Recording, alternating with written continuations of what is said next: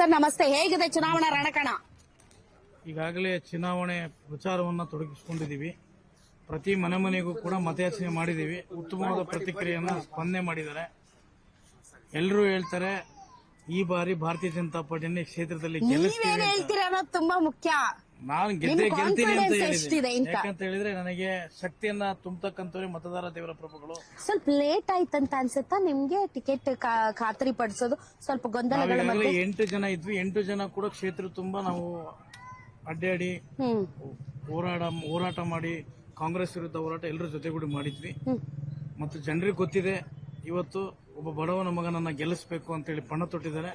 ಭಾರತೀಯ ಜನತಾ ಪಾರ್ಟಿ ಕಮಲವನ್ನ ಈ ಬಾರಿ ದಕ್ಷಿಣದಲ್ಲಿ ಅರಳಿಸ್ತಾರೆ. ಯಾಕಂತ ಹೇಳಿದ್ರೆ ಕಳೆದ 23 ವರ್ಷಗಳಿಂದ ಕಾಂಗ್ರೆಸ್ ಯಾವುದೇ ರೀತಿಯ ಅಭಿವೃದ್ಧಿಯನ್ನ ಮಾಡಿಲ್ಲ. ದಾವಣಿ ದಕ್ಷಿಣದಲ್ಲಿ ಶಿಕ್ಷಣಕ್ಕಾಗಿರ್ಬೋದು, ಆರೋಗ್ಯಕ್ಕಾಗಿರ್ಬೋದು, ಚರಂಡಿ ಆಗಿರ್ಬೋದು, ಯಾವುದೇ ಒಂದು ಉತ್ತಮವಾಗಿರ್ತಕ್ಕಂಥ ಕೆಲಸಗಳನ್ನ ಮಾಡದೇನೆ ದುಡಿಯುವಂತ ಕೈಗಳಿಗೆ ಯಾವುದೇ ರೀತಿಯಾಗಿರ್ತಕ್ಕಂಥ ಶಕ್ತಿ ತುಂಬಿಲ್ಲ.